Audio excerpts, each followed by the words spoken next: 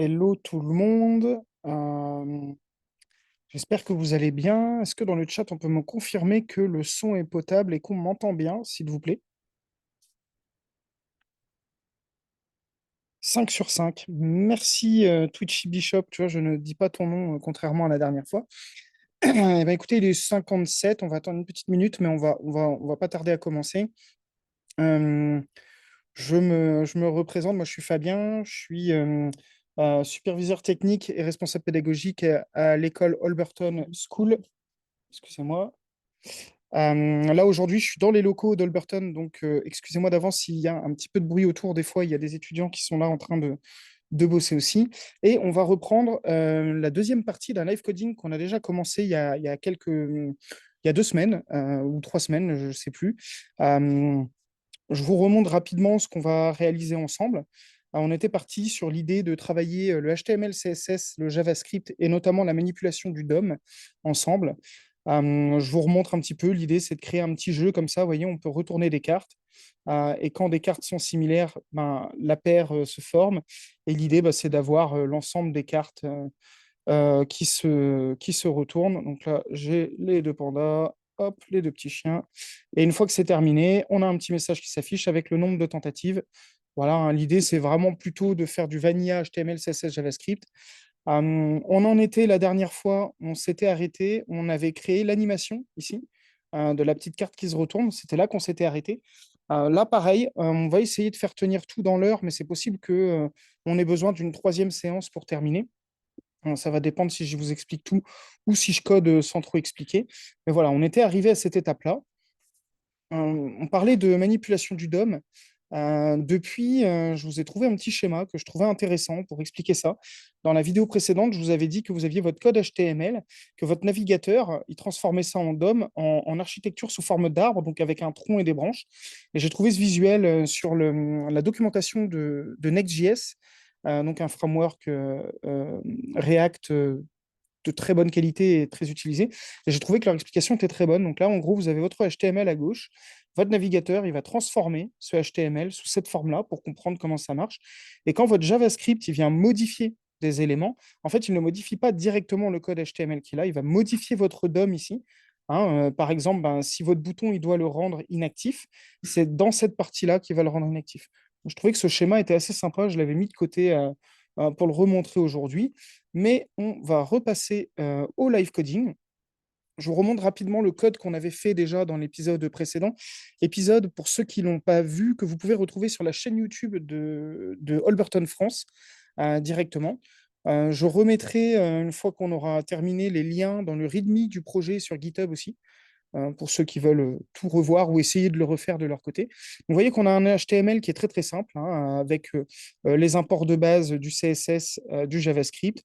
On a une div qui contient notre jeu qui est dans un main qui est lui-même dans le body.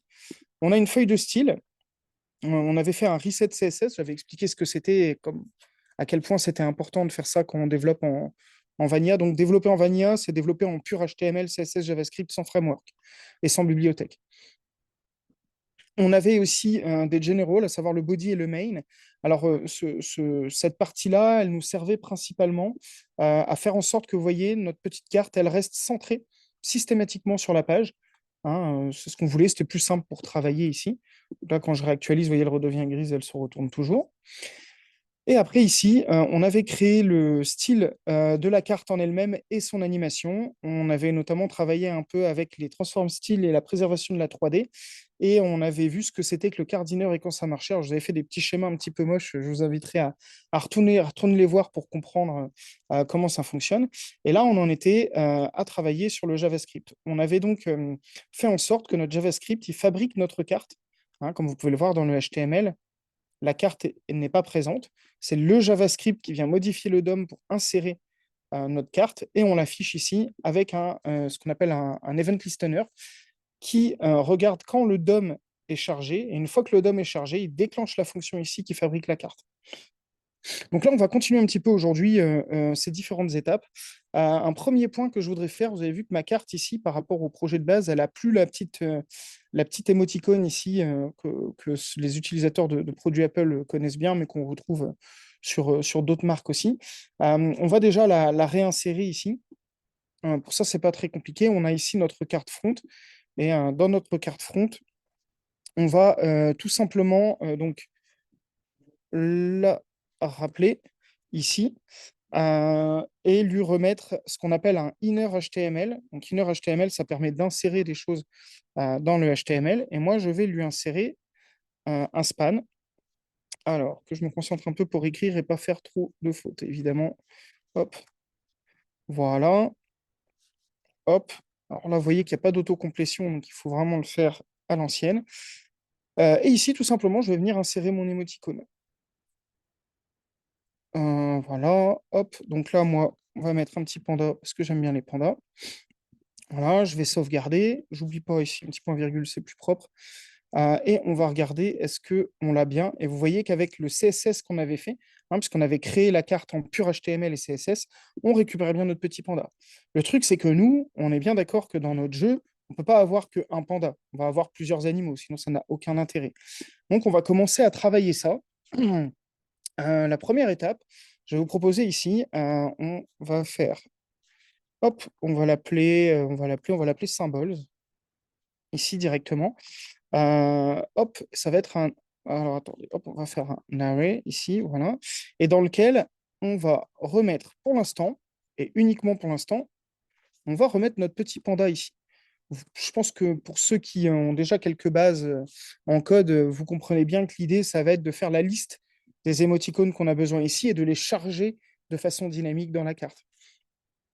Pour ce faire, ça ne va pas se faire en claquant des doigts. On va créer une nouvelle fonction.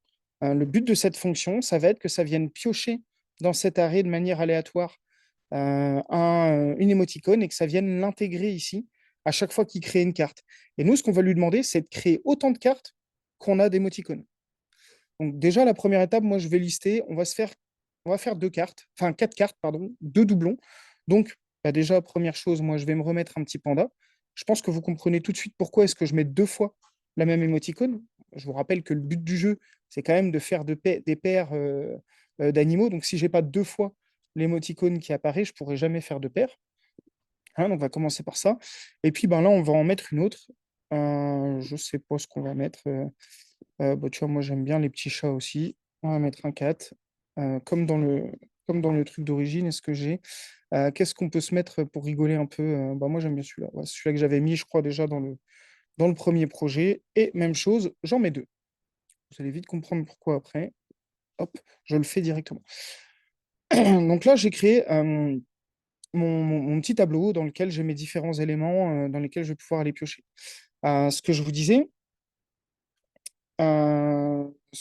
disais, c'est qu'on allait. Est-ce que je fais ça d'abord ou pas? Non, non. Non, non, on va créer une nouvelle fonction ensemble ici, là. Je vais la nommer directement. Ça va être shuffle. euh, shuffle. Hop. Ah bah, il me le récupère direct, je l'avais déjà préparé. Ok. Vous voyez, comme ça, je gagne un peu de temps. Shuffle and display card. Donc, en gros, l'idée, on va prendre aléatoirement des éléments là-dedans et les insérer dans cette partie. Euh, on va tout de suite faire ça. Donc là, on va récupérer symbols.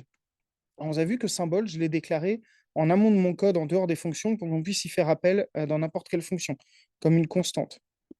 Vous voyez, hein. Si vous voulez en savoir plus sur en JavaScript, quand on déclare une constante et quand on déclare une lettre, bah, je vous invite à aller voir des cours de base de JavaScript. Ils expliquent ça très bien. Avant, on utilisait un mot-clé qui était var. Maintenant, le code moderne veut qu'on dissocie les éléments qui vont être modifiés au cours. Et voilà. Je ne vais pas rentrer dans ce détail-là, ça prendrait trop de temps. Et puis ici, on va simplement faire ce qu'on appelle un for each. Hop. Donc for each pour chaque élément compris dans mon tableau symbols. Je vais appeler une fonction. Alors vous vous souvenez, j'avais déjà dit dans la première version que je ne ferai pas de fonctions fléchées. En JavaScript, normalement, on fait des fonctions fléchées, c'est un peu plus moderne. Sachez que c'est volontaire, c'est juste pour que ce soit plus clair que ici. Ben, pour chaque symbole, En gros, quand on lit for each symbols, j'appelle la fonction que je vais déclarer ici. Et moi, dans cette fonction, ben, je vais, donc ça, c'est une sorte de boucle au final. Je vais mettre un symbole dans une variable que je vais appeler ici symbole. Donc, for each symbole dans mon tableau symbols, je vais faire quelque chose. Et ici, ben, moi, je vais tout simplement appeler ma fonction createCard. C'est-à-dire que pour chaque élément ici, je vais créer une nouvelle carte. Donc, de façon très simple, je fais un petit createCard. Card, oui, c'est ça. Je n'ai pas fait de faute. CreateCard. Voilà. Là, si je fais juste ça, ça ne marchera pas. Ça ne marchera pas pour une raison tout simple.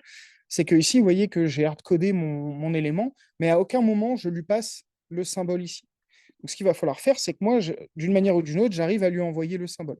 Alors que c'est très simple ici, hop, voilà. Je vais lui passer le symbole pour qu'il puisse l'avoir. Et moi ici, tout simplement, je vais appeler une variable. Donc, dans cette forme d'écriture, on met le dollar. Hop, symbole, normalement, c'est bon. Alors, j'ai fait une faute. Oui, j'ai fait une faute. Non, je ne sais pas pourquoi j'ai fait une faute. Ah bah oui, parce que c'est pas des parenthèses, les amis. C'est des accolades qu'on est censé mettre ici. Voilà. Hop, excusez-moi, j'ai tapé un peu vite. J'ai un clavier dont j'ai pas l'habitude. Je suis sur mon ordi pro. Donc, voyez la logique. On a créé un tableau dans lequel il y a des éléments. On parcourt ce tableau. Pour chaque élément de ce tableau, on crée une nouvelle variable dans laquelle on met l'élément. Et on passe cet élément à la carte et on continue à créer les cartes tant qu'il y a des éléments. Et donc ici, le create card, ici, bah, je vais l'enlever parce que je vais appeler du coup maintenant la fonction shuffle and display au chargement de mon élément, de mon DOM, pardon. Et là, oh, je ne suis pas sur la bonne page. Je me remets sur la bonne page. Et là, vous voyez que par rapport à tout à l'heure où j'avais qu'une carte, j'ai bien mes 4 cartes qui sont créées. Je réactualise toujours mes 4 cartes. Alors, vous voyez que pour l'instant, il n'y a pas de shuffle. C'est toujours dans le même ordre. Ça suit parfaitement l'ordre de mon tableau. Il va falloir que je rajoute quelque chose. Ce n'est pas suffisant parce que moi, ça ne m'intéresse pas que les 4 cartes, elles se suivent. Le jeu va être un peu facile. Donc, du coup, dans ma fonction Shuffle and Display Card, donc là, j'ai la partie Display Card, bah, je vais rajouter une partie où je vais shuffle. Vous allez voir que le JavaScript est quand même un langage, donc c'est ce qu'on appelle un langage de haut niveau. Il a pas mal de fonctions qui sont déjà précodées pour ça et que c'est assez pratique et facile à faire. Donc, je vais reprendre mon array de symboles et je vais lui faire un sort. Donc, sort pour trier. Alors, souvenez-vous, sur VS Code, je pense que les gens qui l'utilisent connaissent, quand vous survolez comme ça un élément, vous avez, comme le man, une partie de la doc qui vous explique donc comment l'utiliser, ce que vous pouvez mettre dedans. Pardon, excusez-moi, j'ai bougé, voilà. Et qui vous explique ce que ça fait. Donc ça, n'hésitez jamais à l'utiliser, c'est ultra important. Vous voyez, si vous voulez vous souvenir ce que c'est Append-Child, vous survolez. Vous pouvez aller aussi cliquer sur le MDN référence, ça va vous donner. Donc là, il faudrait que j'ouvre une page, vous m'en voulez pas, je vais pas le faire, j'ai pas envie de pourrir mon orga sur le live. Mais voilà, n'hésitez jamais à utiliser ça quand vous lisez des codes que vous ne comprenez pas, ou même quand vous avez un code que vous avez récupéré et vous avez un petit doute, vous pouvez utiliser ça. Alors là, encore une fois, j'utilise une fonction, donc je vais trier à partir de cette fonction. Et là, je vais faire un return. Alors là, je ne vais pas vous expliquer ce que c'est un petit algo. Euh, les plus matheux d'entre vous le comprendront assez facilement. Excusez-moi, là j'écris n'importe quoi. Je me concentre juste une seconde et je me remets à parler. C'est math.random de mémoire. Tac. Normalement, ça doit être bon. Donc ça va lui donner un critère aléatoire pour aller prendre les éléments dans l'arrêt. C'est un algo vraiment ultra basique.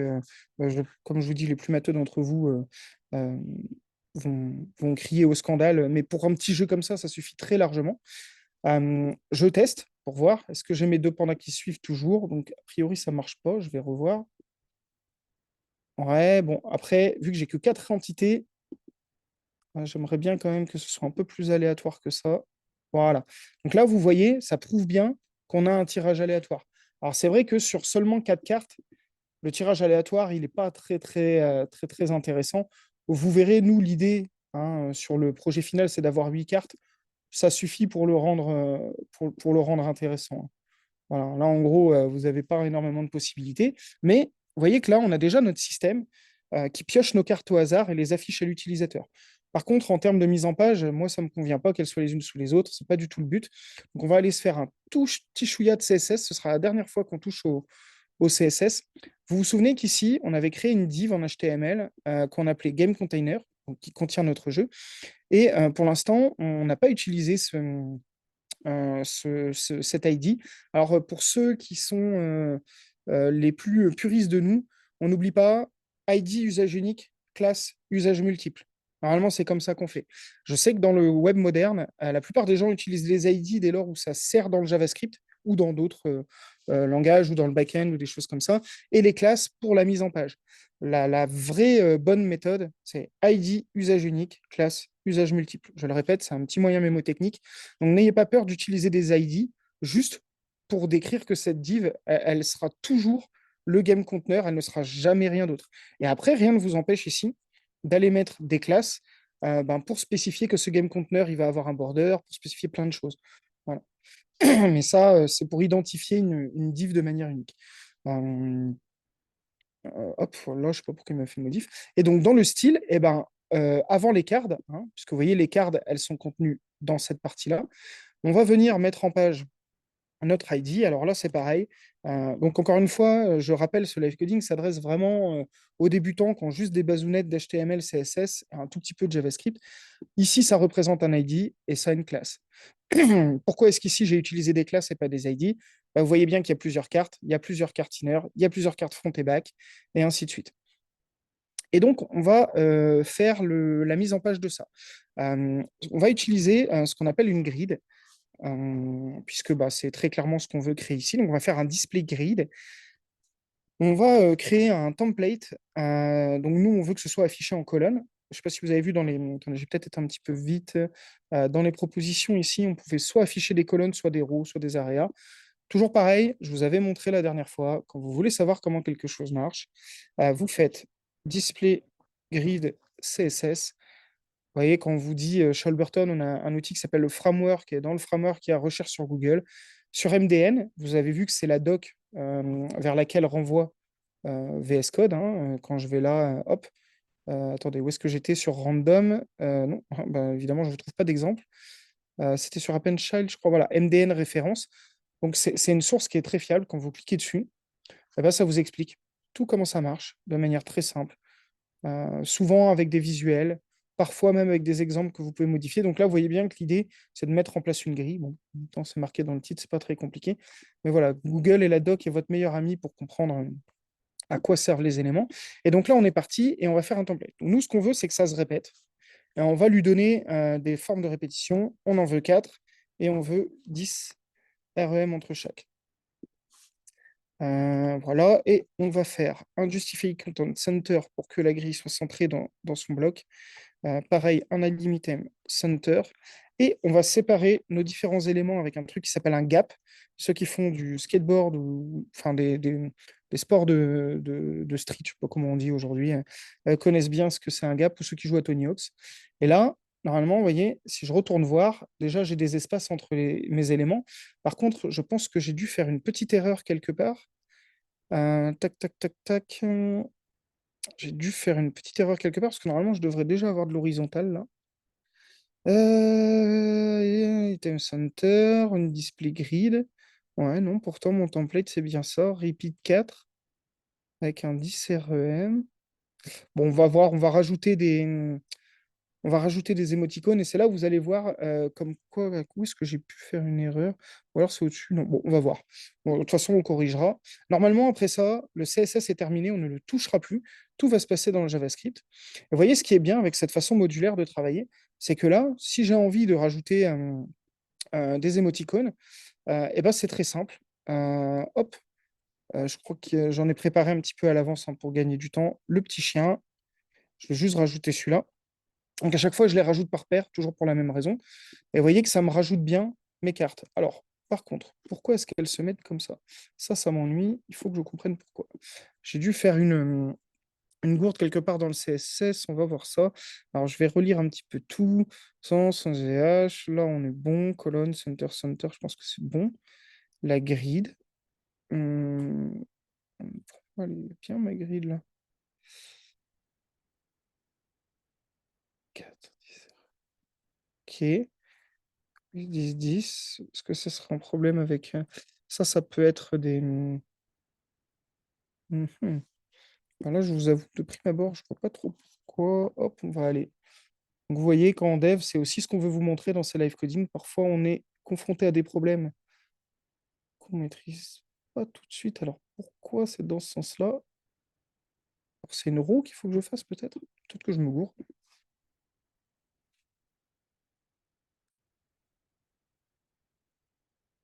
C'est pas roue. Hop,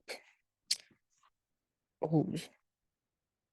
Non plus, ça ne change pas. Mhm. C'est bien, colonne. Je suis sûr. Bon, écoutez, on verra, on solutionnera ça au fur et à mesure. Ah, mais non, mais je suis tellement bête. Voilà, voilà, bon, bah, ça marche bien maintenant. L'erreur typique, je ne sais pas si vous avez vu, comme quoi vous voyez, ça arrive à tout le monde. Tout simplement, j'avais un espace en trop ici. Et du coup, le repeat tout seul était considéré comme une unité seule, donc ça faisait bien mon repeat. Par contre, ça ne prenait pas en compte mes paramètres que je lui avais donnés. Je pense que c'est des trucs très classiques. Je crois savoir qu'il y a un groupe de nos étudiants qui a passé un flex direction dans mon mail. Et ben non, du coup, tu vois, c'était pas ça. C'était juste une faute de frappe. Mais je comprends le flex direction en colonne. En fait, ça, ce flex direction dans le main, pardon, c'est quelqu'un qui dit dans le chat, je le dis pour ceux qui ne le voient pas, ça aurait pu ne pas être bête ici, être en row, mais il faut que tu vois que mon main, il contient ma div. Donc en fait, ce bloc-là, je peux lui mettre une row, une colonne, ça n'a pas d'importance. Pourquoi est-ce que j'ai mis une colonne? C'est qu'ici, si je lui mets un title, comme ça, là, je vais bien l'illustrer. Tant pis, on perd un peu de temps, mais c'est pas grave, on est là pour ça. Tu vois bien que mes deux éléments sont l'un en dessous l'autre. Et quand je fais l'inspecteur, vous voyez, ça c'est l'inspecteur web, et c'est là où c'est intéressant d'avoir un inspecteur. On voit bien que j'ai un élément qui est là et un deuxième gros bloc. Vous voyez, on les voit bien là. Le premier bloc carré en rouge ici et le deuxième qui sont l'un en dessous l'autre. Si je mets un row comme tu le pensais, qui aurait pu être une bonne solution ici, eh ben, regarde ce que ça fait. C'est tout simplement mon titre se met en ligne. Et moi, je prévois toujours les choses un petit peu plus à long terme. Et je me dis, pour que ce soit plus modulaire, il y a peu de chances que je mette un titre un jour à gauche ou à droite de mon jeu principal. Alors attendez, je vais quitter ça. Donc ici, c'est pour ça que j'avais déjà défini ici un flex colonne pour être sûr que si je rajoute des éléments, ils se mettent au-dessus ou en dessous de mon bloc. Alors, je vais enlever mon H1 puisque je vous avoue que pour notre exercice, j'en veux pas trop.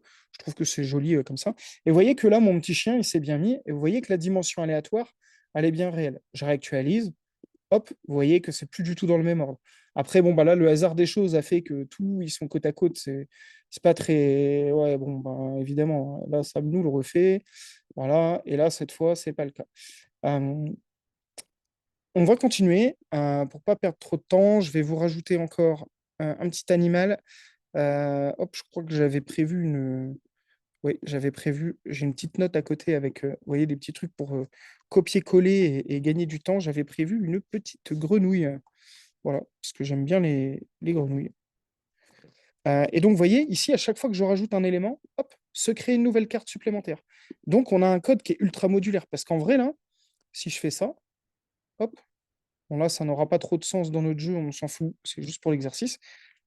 Hop, et vous avez vu, c'est ultra modulaire. Je peux vraiment faire un jeu avec beaucoup de cartes si j'ai envie. Vous voyez que là, pour le coup, le mélange est quand même pas trop mal. Et encore, il y a 4 fois le même élément, hein. Mais vous voyez que ça marche vraiment bien. Euh, je trouve. Donc nous, on va se contenter pour l'instant de respecter ça et on va faire ça. Donc, ce qu'on a créé là, on a créé la fonction Shuffle and Display Card. Normalement, cette fonction-là, on ne va pas la modifier plus avant. Maintenant, moi, j'ai un truc qui me plaît pas trop là dans cette partie de code, c'est cette partie-là. C'est l'élément qui gère le clic. Parce qu'on est d'accord que là, je clique, mais à aucun moment déjà mes cartes ne se retournent. Ça, c'est un petit peu pénible si elles sont pas pareilles, ça on le codera après.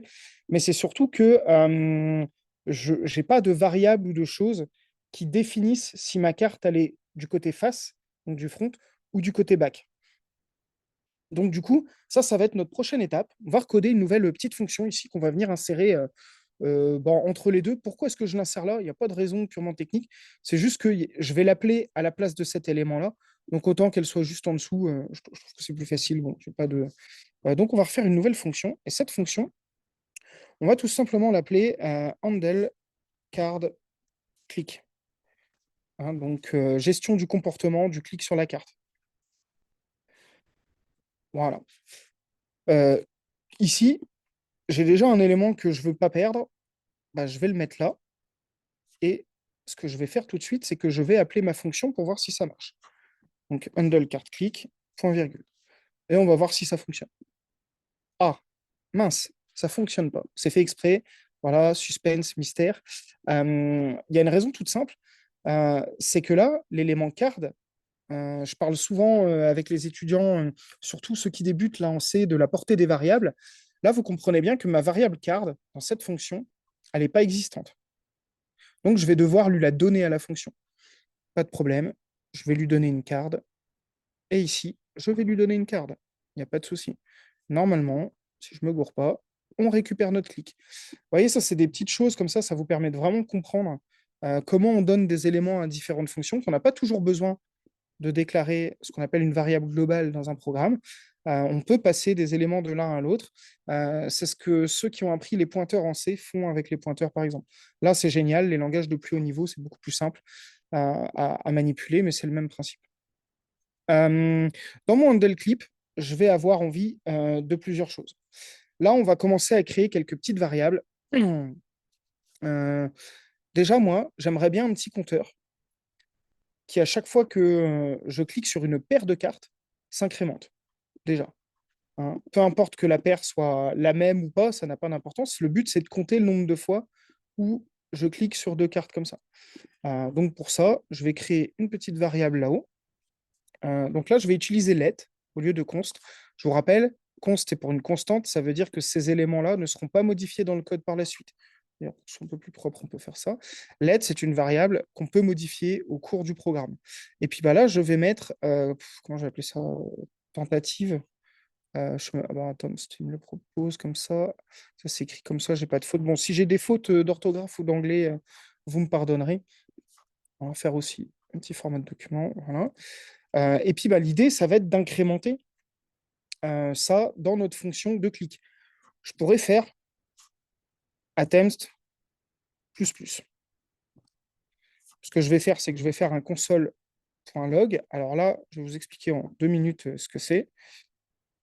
Attempts, point virgule. Donc là, en fait, j'indique à mon programme dans la console du navigateur que je peux faire apparaître ici avec les outils de navigation. Alors, ça dépend de votre. Moi, je suis sous Safari, je fais commande option I directement, mais vous pouvez aller dans les menus. Comme je ne vous les ai pas affichés là, ça, je vous inviterai à chercher sur Internet comment afficher ça. Sous Chrome, il y a les trois petits points ici et vous l'avez. Et vous voyez qu'ici, j'ai une console et je peux afficher des choses dedans. Si je ne me suis pas gouré, je pense que vous le voyez ici, mon compteur, il s'incrémente. Et il compte chaque clic. Par contre, ça ne m'arrange pas. Effectivement, j'ai 8 cartes, j'ai cliqué sur mes 8 cartes, mes 8 clics ont été comptabilisés. Ce n'est pas ça qu'on veut faire dans notre programme. Nous, on veut compter le nombre de paires de cartes, le nombre de tentatives de trouver les paires de cartes. Donc, on va aller commencer à réfléchir à comment faire ça. Euh, pour faire ça, je vais avoir besoin de deux autres variables. Je vais avoir besoin d'une variable qui dit quand j'ai cliqué sur une première carte et une deuxième variable qui dit quand j'ai cliqué sur la deuxième carte. Vous allez voir, vous allez comprendre, ça va être plus clair après. Donc là, je vais créer mes deux variables. Let, je vais les appeler first card. Donc, vous voyez, je les initialise toujours. Alors là, je vais mettre nul dedans parce que je ne veux rien au départ. Et let, seconde card, je pense. Et on va lui mettre nul aussi dedans. Voilà. Donc là, j'ai deux variables qui vont pouvoir enregistrer si j'ai cliqué sur une carte ou sur deux cartes. Vous allez comprendre dans le code, c'est pas forcément très clair comme ça, je peux l'entendre. Hop. Ici, voilà, on va aller là. Alors, ma première chose, c'est que moi, je voudrais que dans cette variable, il sache quelle carte a été cliquée en premier. Donc là, je vais faire un simple if. Si first card est égal, alors là, vous allez voir, pour ceux qui n'ont jamais fait de JavaScript, vous allez voir que j'utilise 3 égales au lieu de 2. Donc 2 égales, c'est une égalité. 3 égales, c'est une égalité absolue. Ça veut dire que si c'est 0 au lieu de nul, ça ne marchera pas. Voilà, ça, c'est le 3 égale propre. Pareil, toujours le même principe. Si vous voulez plus d'explications, plus de détails que ce que j'explique, voilà, je donne toujours le plus de tips possible JavaScript. Vous voyez, j'ai tapé deux mots-clés, hein. Égalité stricte. Ok, c'est quoi les d'égalité stricte? Vérifie si les deux opérandes sont égaux et renvoie un booléen correspondant au résultat. À la différence de l'opérateur d'égalité stricte considère toujours des opérandes de type différent comme étant différents. Voilà. Et là, vous pouvez aller lire. Donc, vous avez vu, c'est pour ça en tout cas, à la Holberton School, vraiment, on insiste beaucoup pour que les étudiants utilisent l'IA quand c'est nécessaire. Ça peut être pratique. Mais vous voyez, là, je ne cherche pas sur ChatGPT. Parce qu'en fait, ChatGPT, le temps que je lui pose la question qu'il me répond, il m'aurait donné une réponse très claire et très bien. Mais en fait, vous voyez, là, en allant lire la documentation, sachez que l'effort que vous faites pour faire ça, c'est un effort de rétention de l'information. Et donc, vous apprenez de manière plus efficace. Et en plus, demain, si vous n'avez pas le droit aux IA pour coder dans les futures boîtes où vous travaillez, je parle pour les développeurs juniors, eh ben, vous saurez quand même vous débrouiller sans. Donc, c'est important d'avoir ces réflexes-là. Et vous avez vu que c'est très, très simple. Bon, évidemment, là, c'est des notions ultra basiques qu'on aborde, j'en suis conscient. Sur des notions plus complexes, on peut avoir besoin d'un peu plus de temps d'information. Voilà, j'aime bien vous montrer un petit peu ce genre de petites façons de faire. Je trouve que c'est important. Donc, je reviens au code, excusez-moi de l'aparté. Donc, si la première carte est nulle, et ben moi, tout simplement, je vais faire en sorte que la first card soit égale à ma carte cliquée. Vous vous souvenez en plus que je passe ma carte ici à ma fonction, donc je peux l'avoir. Sinon, donc là, on va faire un petit. Alors attendez, hop, hop. Bon, c'est pas grave, un petit else. Je vais le corriger après ça. Voilà. Qu'est-ce que j'ai fait qui lui plaît pas? Tac, tac, tac, tac, tac. If. Bon, je verrai après le pourquoi. Sinon, je suis donc sur ma seconde carte, on est d'accord? Hein, si ma first card a quelque chose dedans. C'est-à-dire que j'ai déjà cliqué sur une carte, donc ma seconde carte devient égale à card. Et ce n'est qu'à ce moment-là que je compte mon nombre de tentatives. Par contre, pourquoi? Parce que je suis un idiot et que j'ai oublié, voilà, une accolade. Ok, et je vais garder mon console.log à la fin pour l'instant. Je l'enlèverai évidemment, là ça n'a de valeur que pour apprendre. Mais est-ce que vous comprenez bien la logique? Je clique sur ma première carte. S'il n'y a rien dans cette variable first card, je mets ma première carte dedans. S'il y a quelque chose, c'est que c'est ma seconde carte. Je mets ma carte sur laquelle j'ai cliqué dans ma seconde carte. Et là, j'incrémente mon compteur. Alors vous allez voir qu'il y aura quand même un petit bug normalement avec ça qu'on corrigera par la suite. Donc là, vous voyez, je suis à la carte 0. Je reclique, il met 1, 2, 3, 4, 5. Alors pourquoi est-ce qu'il ne compte pas les doublons? Normalement, il devrait. Donc, vous voyez, ça, c'est bien ce que je pensais. 3. Alors, attendez, je le refais plus lentement. Donc là, 0, 1, 2, 3, 4, 5, 6, 7. Ok, bon, j'ai un décrantage. Ça, il faudra que je vois pourquoi. Ça m'était déjà arrivé. Pourquoi Atoms plus plus le nombre de tentatives. Je pense que c'est parce que j'ai oublié un élément. Ici, c'est aussi parce que je ne retourne pas mes cartes après une tentative. Je vais juste tenter un petit truc. Vous me laissez une seconde. Là, c'est vraiment un code. Hop. Si ça est déjà égal à card, je veux que ça return tout simplement sans rien faire. Voilà. Et est-ce que ça le fait là? Ah, référence à first card invalide. If first card égal card. First card. Bon, écoutez, je verrai ça après, je corrigerai ça après. Ah, mais non, je suis bête. Hop, c'est ça de passer trop souvent euh, d'un langage à un autre. Toujours pas. Count fun variable first card. Tiens, elle est bien déclarée en haut. Bon, écoutez, on verra ça après. C'est quelque chose que je comptais de toute façon corriger. On a déjà ici une partie de notre code qui est fonctionnelle. On va avancer. On va avancer parce que sinon on va perdre trop de temps et on fera un correctif de bug après. Je pense que là, la prochaine étape, maintenant, bon, on a quand même déjà une bonne base pour le jeu. Vous voyez, on peut retourner toutes nos cartes. On a des variables qui nous disent quelle est la première carte, puis la deuxième sur laquelle on a cliqué. Moi, je pense que ce serait intéressant qu'à chaque fois dans le développement d'après, à chaque fois qu'on clique sur deux cartes, qu'on vérifie si elles sont identiques ou pas. Alors là, ça va être un code un peu plus costaud. C'est pas sûr que je l'explique. Je vais le coder là. Et puis peut-être qu'on l'expliquera à la fin. Mais tout simplement, on va créer une nouvelle fonction.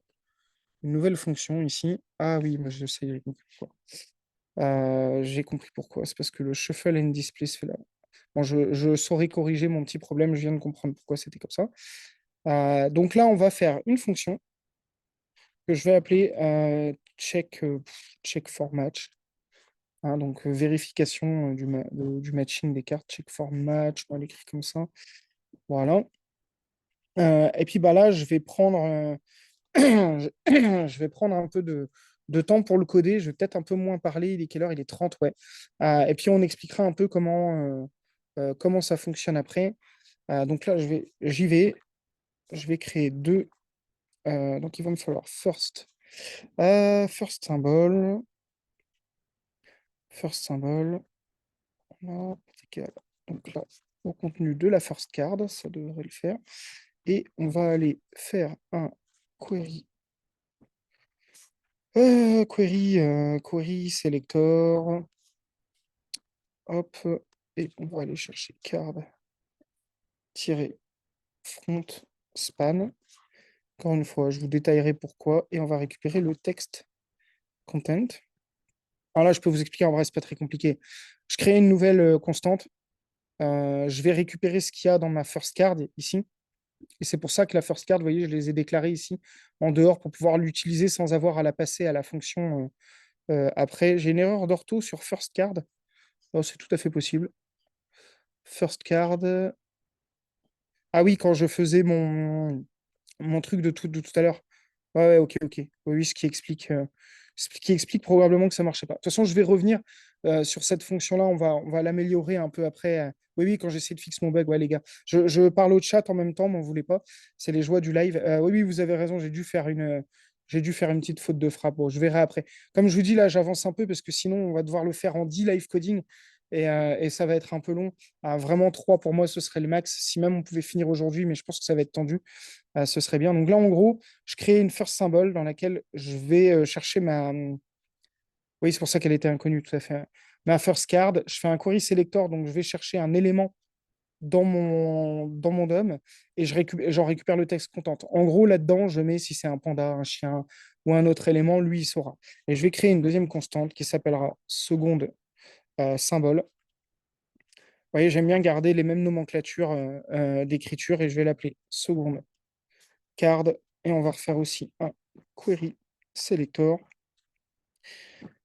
qui va rappeler exactement la même chose. Le point card de mémoire, c'est front et le span qui est dedans. Alors pourquoi est-ce que j'appelle ça d'ailleurs? Désolé, je fais l'aparté, c'est important, mais en fait, vous le voyez là. Ici, j'ai créé une div dans laquelle je lui ai donné le card front comme classe. Et dans cette div, j'ai mis un span. Donc en fait, je vais chercher l'élément qui a pour classe card front et je récupère le span qui a dedans.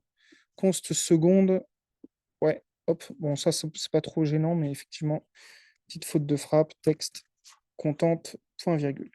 Voilà, normalement, c'est à peu près bien. Hein. Sachez que quand vous codez et que vous n'utilisez pas des IA qui tapent le code à votre place, c'est normal de faire des petites fautes de frappe, ça fait partie du jeu. Merci les gars, en tout cas, ça me fait gagner du temps que vous me les signalez dans le chat.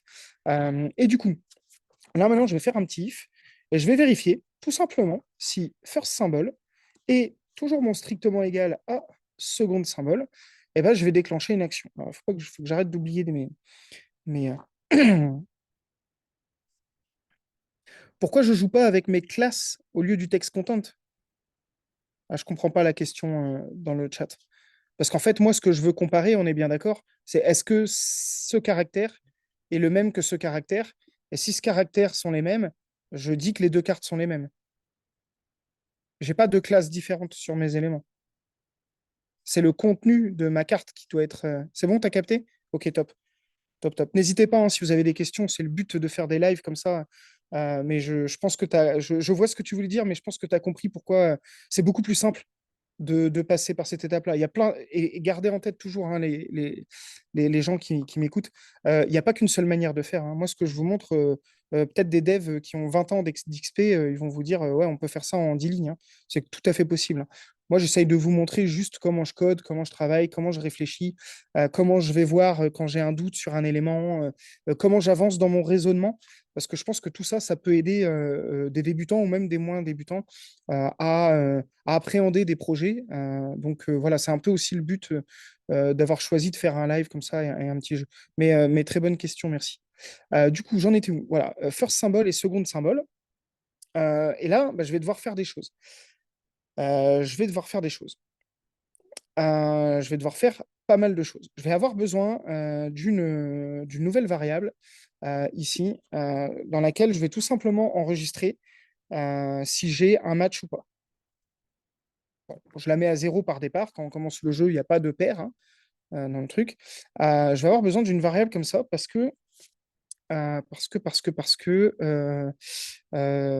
je dois réfléchir un peu en même temps, parce que tout simplement, euh, je vais même avoir besoin, je pense, euh, de deux variables, je pense.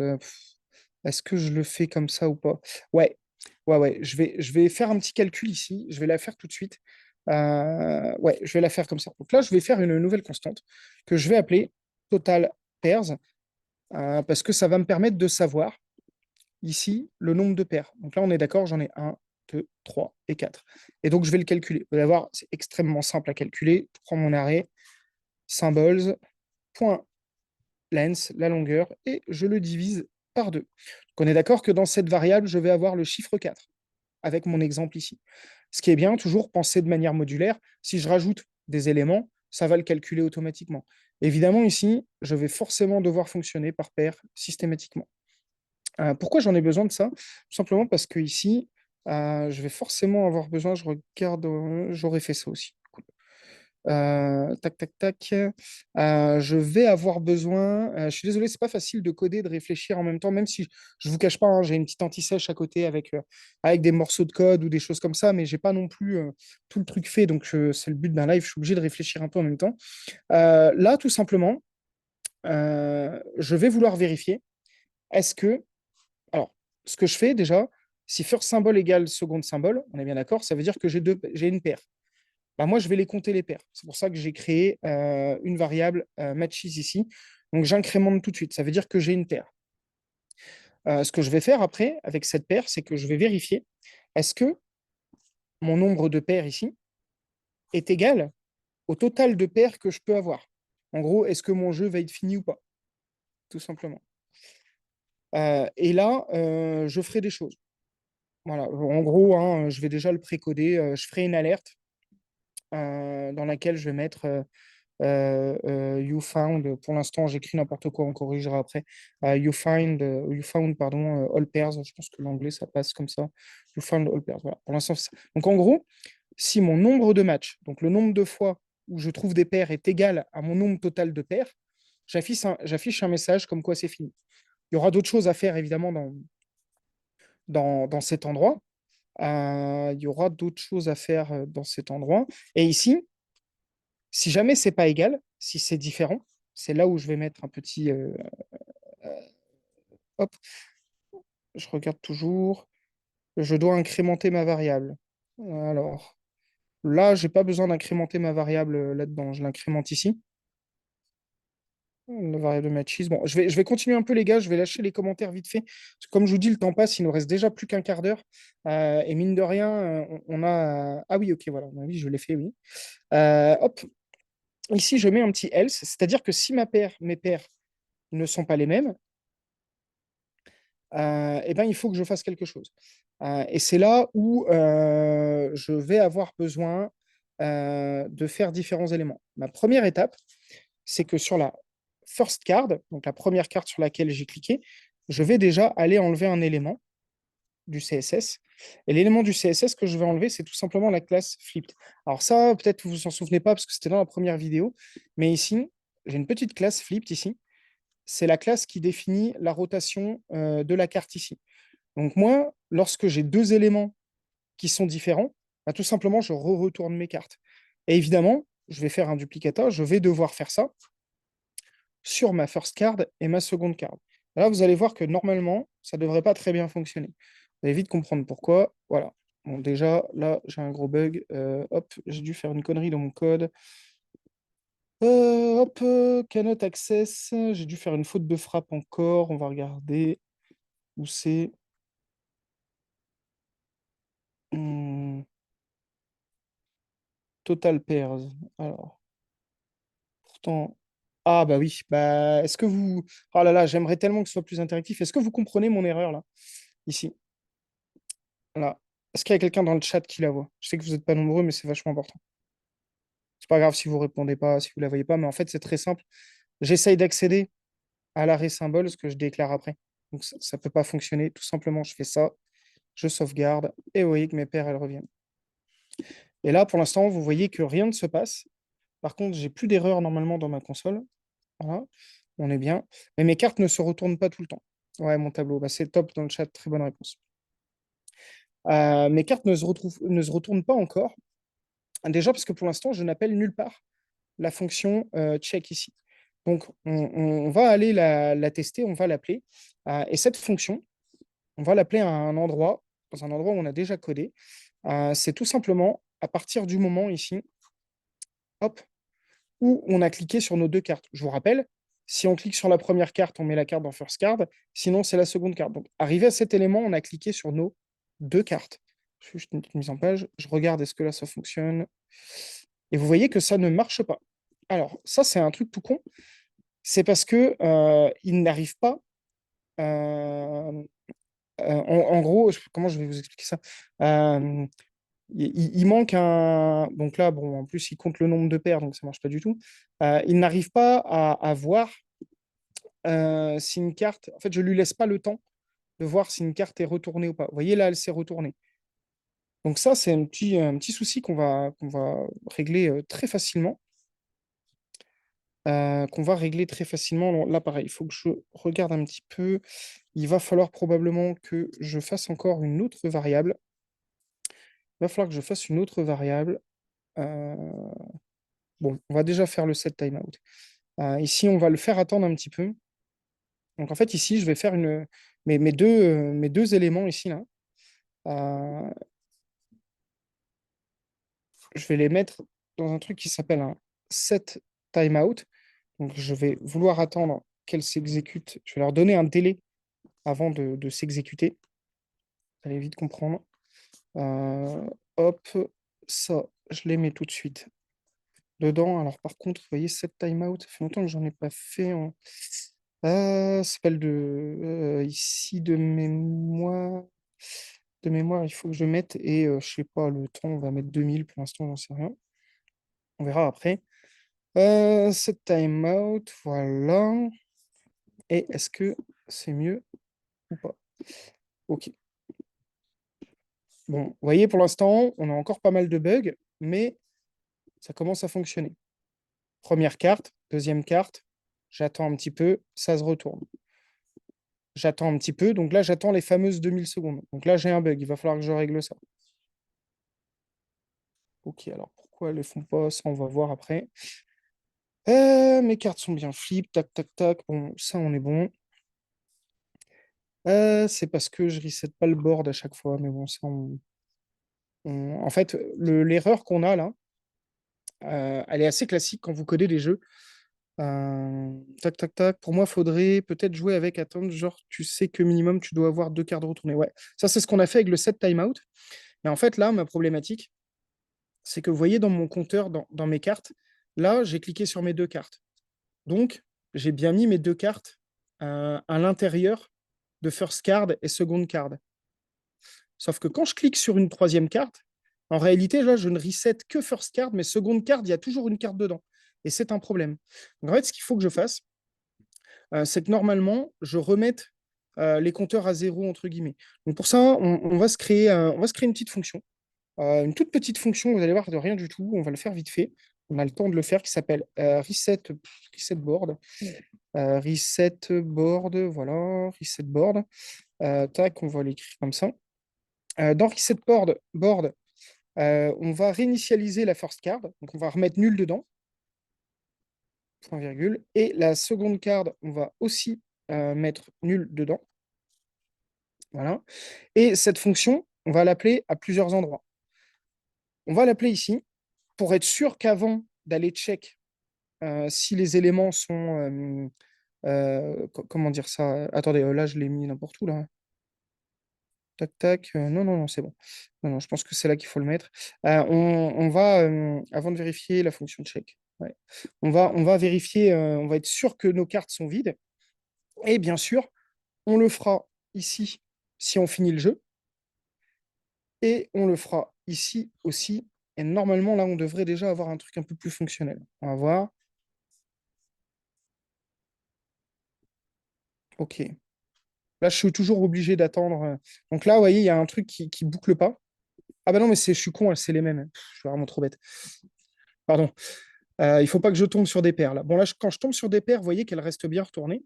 Et quand les paires sont différentes, vous voyez que si j'attends le timing que j'ai mis, hein, que je peux ajuster ici, elles se retournent. Alors là, j'ai été un peu vite. Probablement qu'il y a des gens qui n'ont pas tout compris, donc je vais reprendre vite fait.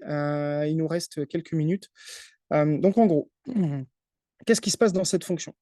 Dans cette fonction, je crée deux nouvelles constantes, first symbole et second symbole, dans lesquelles je mets mes éléments ici.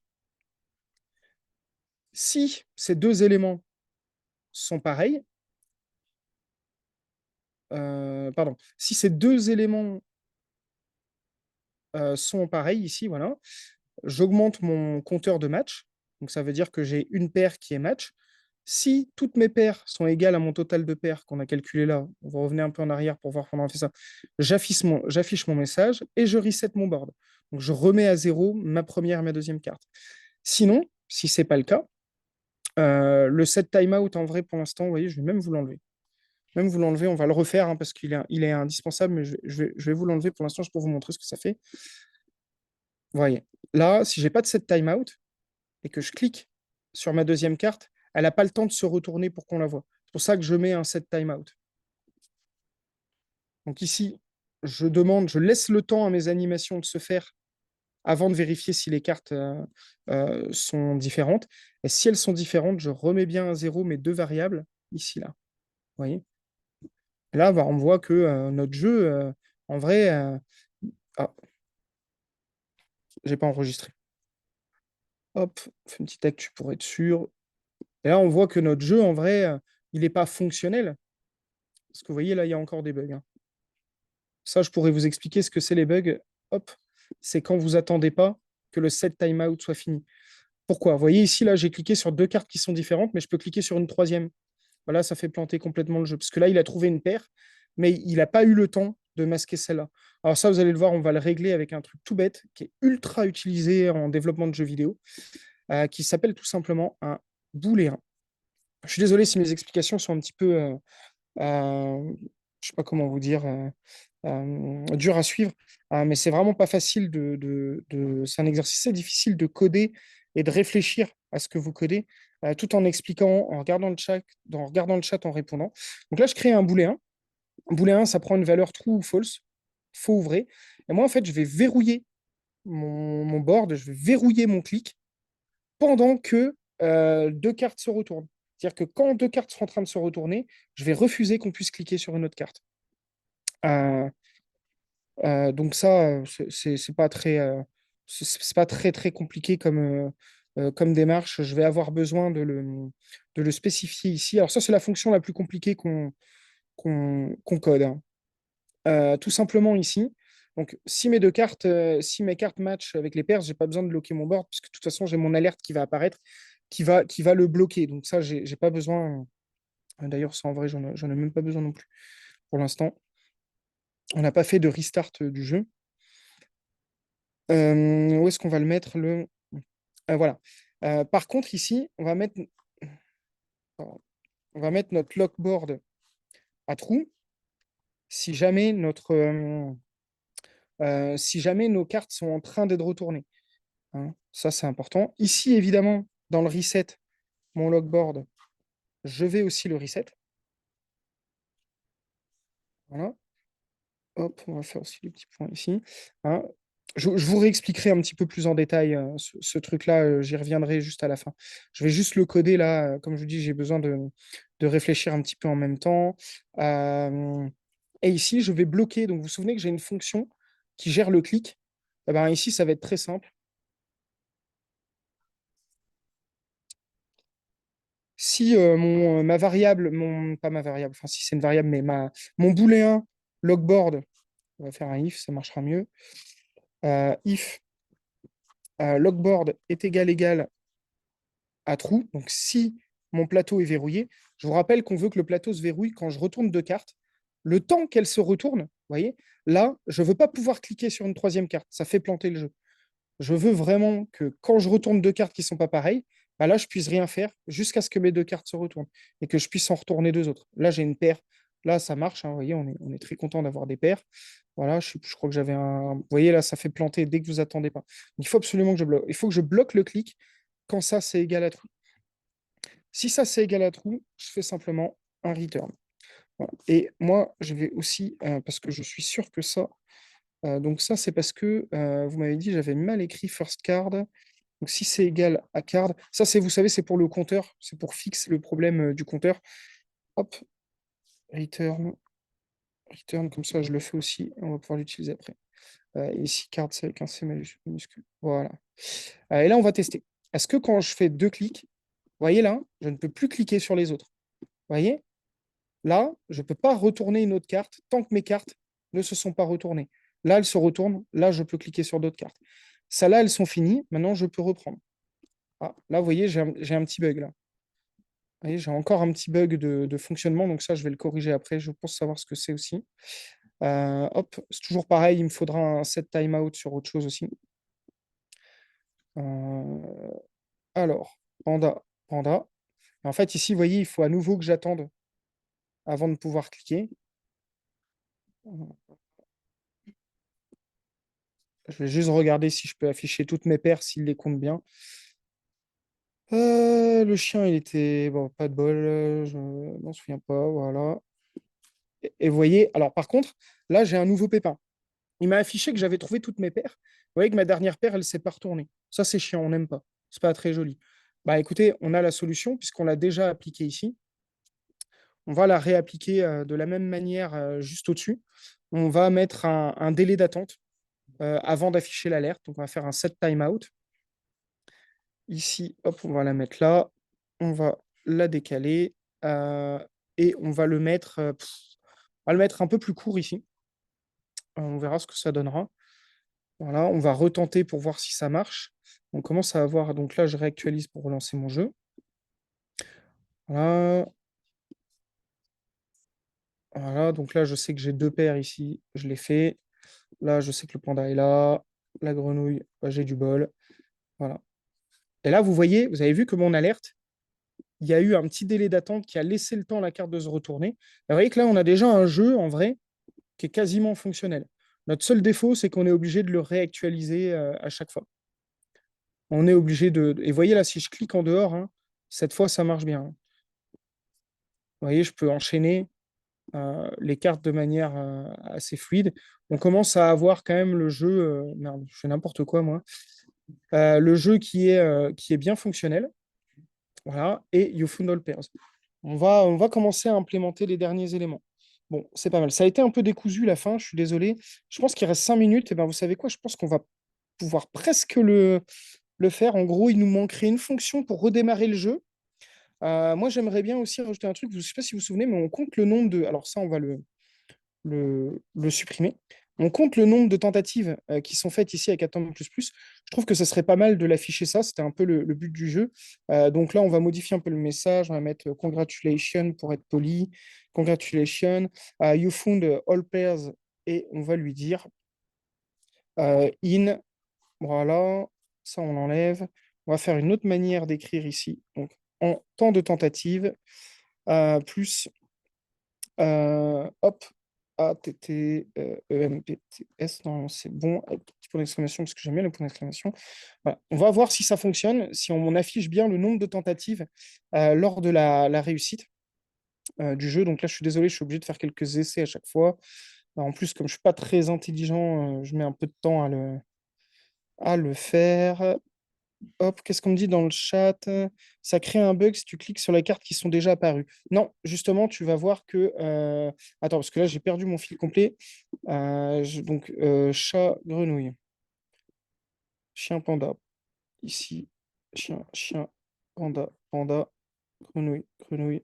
Et tu vois, là, regarde, si je clique sur les cartes, j'ai déjà prévu de désactiver le clic. Ah, par contre, il y a effectivement un bug euh, qui est très étonnant. Bon, je regarderai. C'est possible que tu aies raison. Quand on clique sur la carte déjà activée, mais ça ne devrait pas, parce qu'en fait, dans notre CSS ici, normalement, on désactive le clic.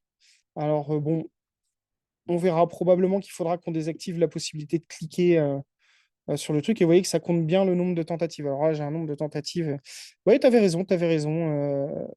Couronne juge dans le chat, je ne sais pas qui tu es, mais tu avais raison. Mais c'est étonnant normalement parce que tu vois, je désactive vraiment la possibilité de cliquer de base. Ah oui, ok.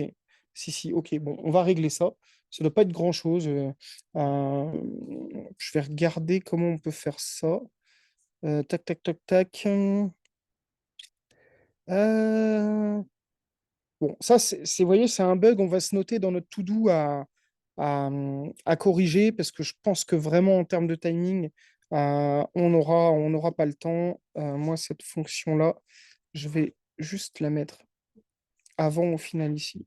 Je trouve ça plus propre. Check for mass. Ah oui, par contre, je me rends compte aussi que j'ai fait une grosse bourde là tout le long de ce live coding. Qu'est-ce que j'ai oublié de faire, les amis? J'ai oublié de commit mes modifications. Et ça, c'est pas bien du tout. À chaque fois que j'ai créé une fonction, j'aurais dû faire un petit commit. Je ne l'ai pas fait. Je vous avoue que j'étais un peu pressé par le temps. Est-ce qu'on dépasse un petit peu? On va dépasser un tout petit peu juste pour faire la. Ah bah oui, mais je sais pourquoi. Je sais où il est mon bug. Je sais où il est mon bug. Mhm. Je sais où il est mon bug. Bon, on va corriger ça, mais je pense que le petit bug qu'il y a, il va se corriger de lui-même là avec la fonction. Donc là, je vais faire très vite. Je vais faire une fonction, une dernière fonction, restart game. Comme ça, on en aura fini avec ce live. Donc, on va redémarrer le jeu. Première chose que je veux faire, c'est que mon game container, moi, je veux le vider. Donc, je mets un inner HTML et je le vide entièrement. Ensuite, ma variable matches, vous vous souvenez, c'est le nombre euh, comment dire, le nombre de paires que j'ai trouvé. Pareil, je le mets à 0. Et mon attempt, pareil, je le mets à 0. Alors, on va faire ça comme ça. Et évidemment que je rappelle en dernier recours mon reset board pour remettre à 0 mon board. Et je vais avoir besoin d'un dernier élément. C'est que, vous voyez ici, là, jusqu'ici, moi, je l'appelais dès que le DOM comment dire, était affiché. Et bien déjà, moi, je ne vais plus l'appeler de cette manière-là. Je vais l'appeler dès lors où mes variables sont déclarées ici. Ça, je le vire, j'en ai plus besoin.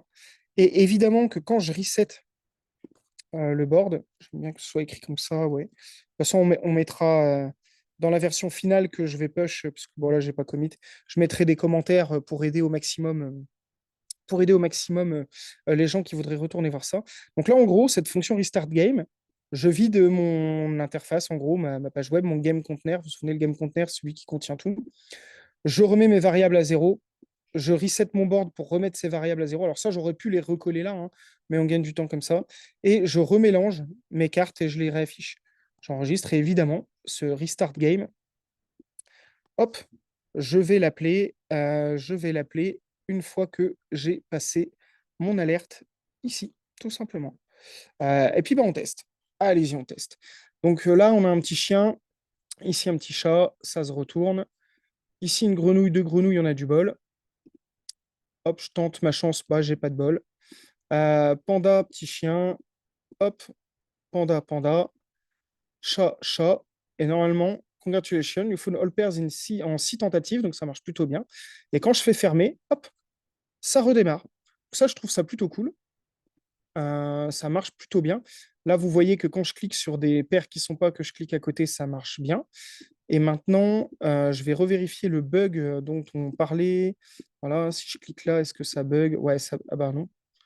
Non, non, alors attendez, il faudrait que je trouve une paire. Je n'ai pas regardé ce qu'il y avait, voilà le panda. Et là, si je clique là, est-ce que ça bug? Normalement, là, il est bien désactivé. Je pense que ça ne bug plus maintenant. Si, ok. Donc ça, il faudra corriger. Vous voyez, ça fait partie des petits bugs qu'on corrigera. Je pense pas que je referai un live coding. Vous voyez, là, ça fait 1 heure qu'on y est. On a un code qui est un peu pré-fonctionnel, qui n'est pas parfait. Il y a un petit bug à corriger. Moi, je vais poster tout ça sur un repo GitHub qu'on avait déjà fait la dernière fois sur mon propre GitHub. Mais là, vu que j'ai pas push de mon live coding, donc ça, c'est une grosse erreur de développeur, les amis. Quand on fait une nouvelle fonction, on la push. Vous voyez, Web Simple Memory Game. Euh, je mets le lien dedans. Alors pour l'instant, il n'y a pas tout le code, mais ceux qui voudront aller voir quand ce sera fini, vous aurez le lien. Je ferai un beau README aussi et je posterai tout ça. Ceux qui sont intéressés, ben, vous n'hésitez pas à me contacter pour les étudiants d'Holberton directement par Slack. Je suis désolé, c'est un petit peu plus décousu que le premier épisode, mais voilà, bon, j'ai codé dans les conditions du direct. Le code mériterait pas mal, peut-être un petit peu d'optimisation, encore que, vous voyez, il est bien déclaré en plusieurs fonctions, il manque clairement de commentaires, et il y a ce fameux petit bug où il faut que je désactive la possibilité de cliquer sur des cartes qui sont déjà retournées. Probablement que ça se ferait dans Handle Carte Click. Ici, check format, ouais, probablement qu'on le ferait là. C'est un petit détail. Qui peut se régler assez vite. Mais voilà, on a un petit jeu qui est fonctionnel. J'espère que ça vous a plu. On va s'arrêter là, donc il n'y aura pas de troisième épisode. Je ne reprendrai pas pour. Ou alors je verrai avec les instances qui décident si on refait un épisode, mais j'aurai pas 1 heure à remplir pour corriger les bugs. Éventuellement, je pourrais commenter. On pourrait faire le readme si vous voulez ensemble. Faire un beau readme bien présenté, ça pourrait être sympa aussi. Mais il y a déjà un live coding complet sur comment faire des readme sur la chaîne YouTube d'Holberton. Je vous invite à aller le voir, c'est plutôt bien. Et puis, bah, écoutez, j'espère que ça vous aura plu. Je vous souhaite une très bonne journée à tous. Et puis, bah, je vous dis à bientôt pour de nouvelles aventures.